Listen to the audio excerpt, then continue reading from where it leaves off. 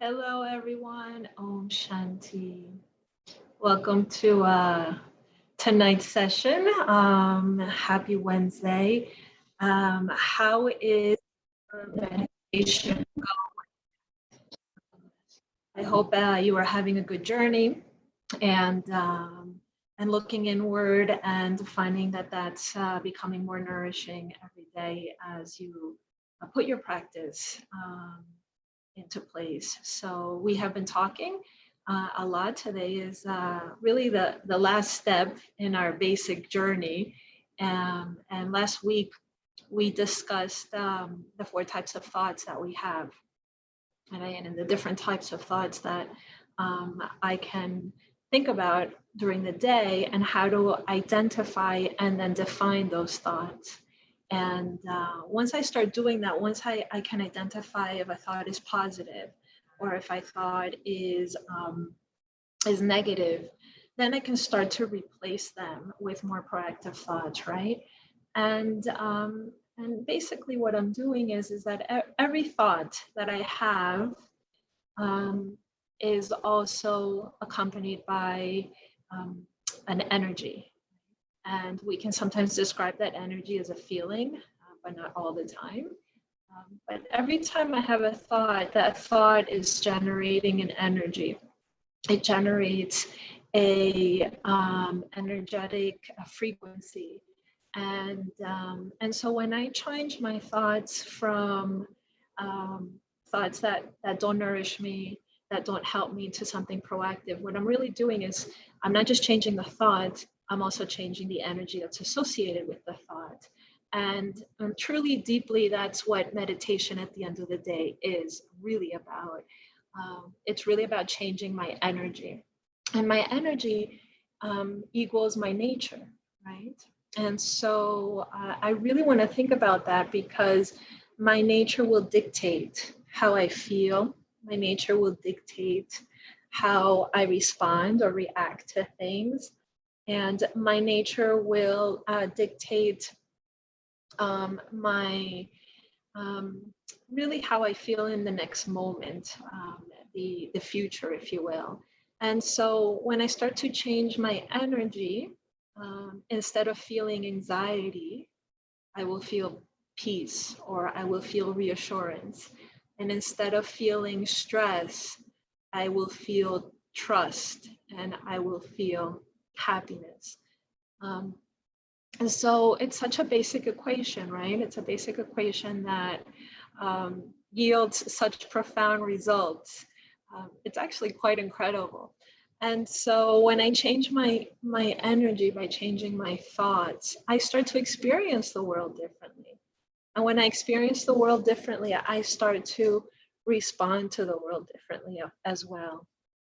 And I start to view things differently, right? I start to view opportunities instead of losses.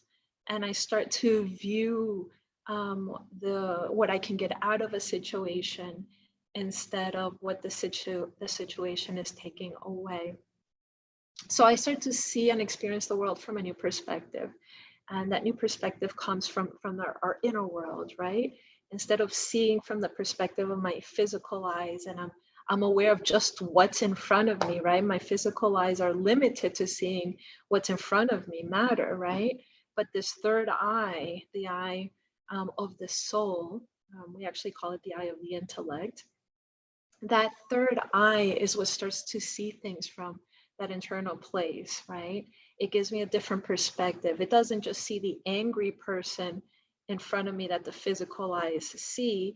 It can see beyond the anger of that person in front of me. It can see maybe that anger came from somewhere else, that it's not really projected at me, even though it's coming towards me. So I can start seeing things from a different point of view and not take things personally, right? So we need to work on opening that third eye, right? Seeing things from the eye of the self, the internal self. And that's at the end of the day what meditation is about, right? You see this trendy like symbol, right? The third eye in the forehead. It just means that I'm starting to awaken and see things from the inner world instead of just reacting from what I see with my physical eyes, which could be sometimes misleading or scary. So, so as we continue with your meditation practice, or as you continue with your meditation practice, make sure that you think about the energetic frequency, that energetic return that each of your thoughts have, that every single one of your thoughts has. And that's why it's so important to sort of identify and categorize your thoughts. We don't do it. So many people don't realize that the thoughts that they're having are negative. They think that they're entitled to have those thoughts. And so they don't equate it to negativity. They don't equate it to an imbalance. So really try to, moving forward, to define your thoughts, categorize them, see if they're good for you or not, right? Because each one will have that energetic feedback and that energetic component that's associated with it, and that's what you want to change at the end of the day, right? So keep at it. We'll continue to talk on Wednesday nights. These are my basics in meditation, right? Become that observer, right? Identify your thoughts, be good with your thoughts, become your best friend with your mind, and then be aware of that energetic component that's associated with the thinking, right? That's happening in the mind, so that also you can change it. So we have a nice meditation today. So let's share, let me share my screen so we can start that meditation. It's about 10 minutes long. And let's focus on our thoughts a little bit, right? And let me just, give me 1 second so that I can prepare this. And get this going for you guys. So sharing my screen now, and let's look at this beautiful meditation by one of our teachers, Anthony. Creating a hero.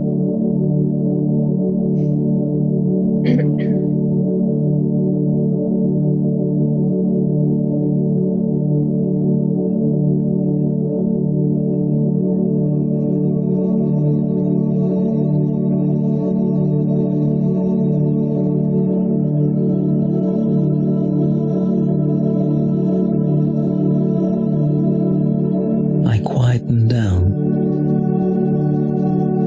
and step out of the maze of stressful thinking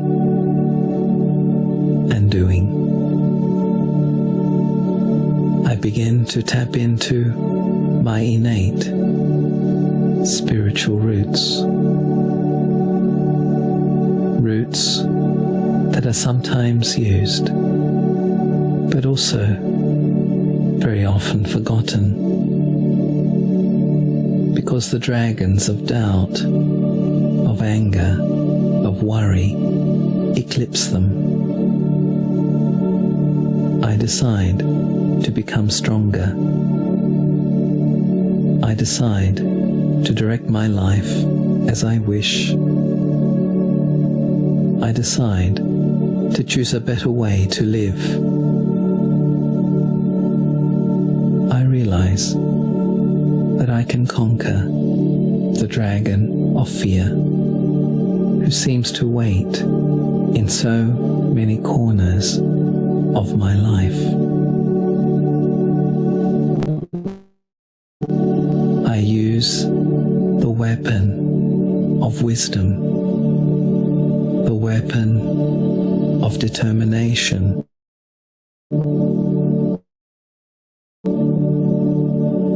I become confident, assertive, no matter what, no matter who comes as an obstacle.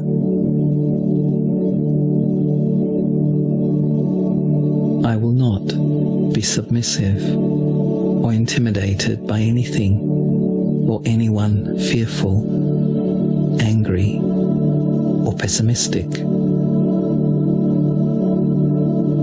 I understand I have the power of both self-respect and peace to to deal with any situation, any person. In my awareness, I remember always my original roots, my original powers. I remember that I am a hero actor within this play of life.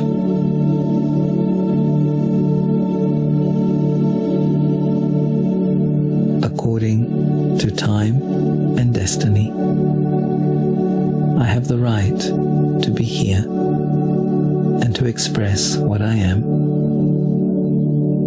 No need to fear the lack of approval of others. No need to fear rejection or criticism.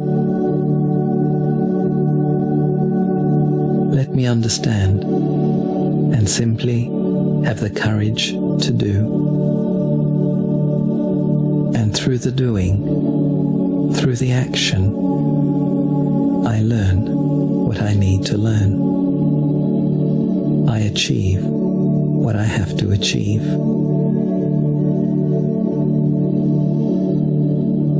I realize that until I act, until I do, I cannot learn. I cannot find well-being. I cannot find fulfillment. I cannot have victory over the obstacles.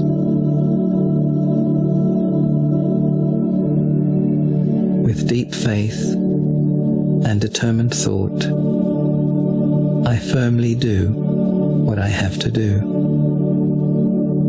I courageously say what I have to say.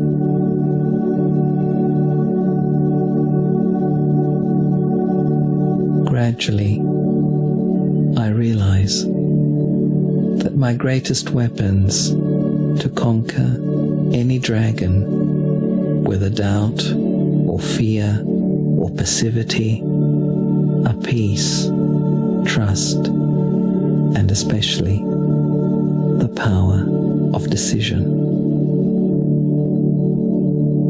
I need to be clear with myself what I really want from my life. And then next, I choose and decide the course of appropriate action, giving permission to myself to make mistakes, but being willing to learn at every step. I, the hero of this moment, I do not lose my balance through getting entangled in wasteful talk or hopeless thinking. I do not lose my self-respect by getting influenced by the negative vision or words of others towards me. I do not lose my aim just because others do not believe in it, ridicule it. Let me do what I have to do and grow through both success and failure, praise and affirmation.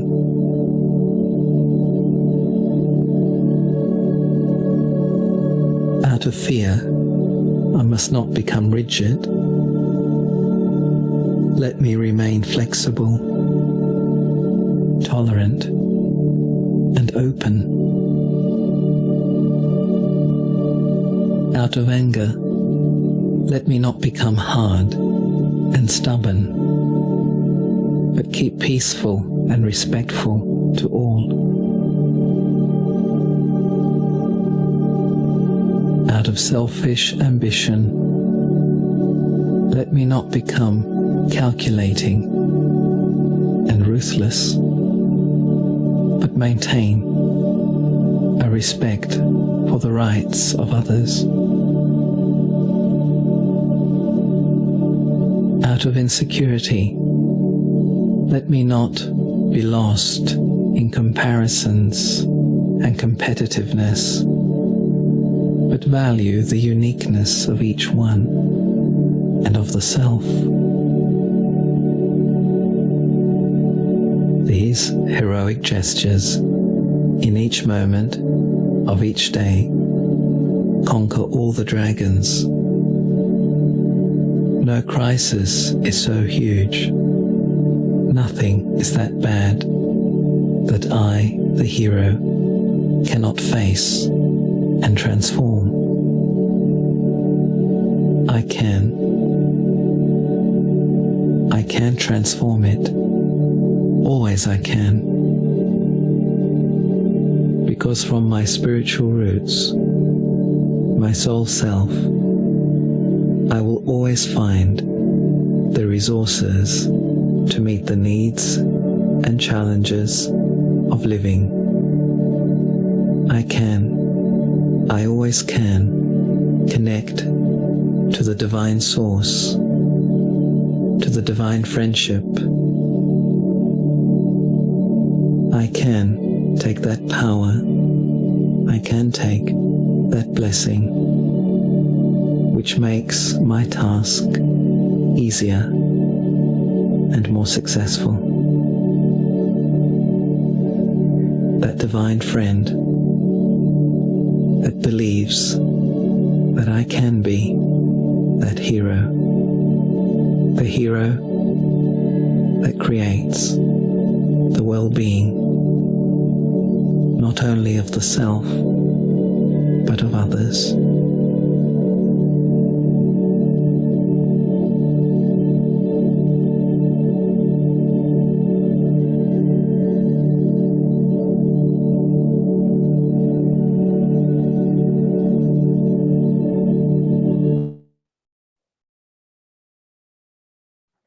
Om Shanti. So it's a beautiful commentary from Brother Anthony, and reminding us that we have to be our hero, our own hero. Beautiful journey.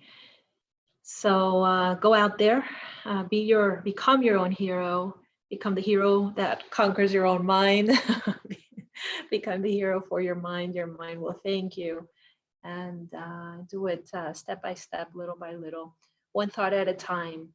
And next week we'll come up with we'll start a whole new topic. But enjoy these meditation basics.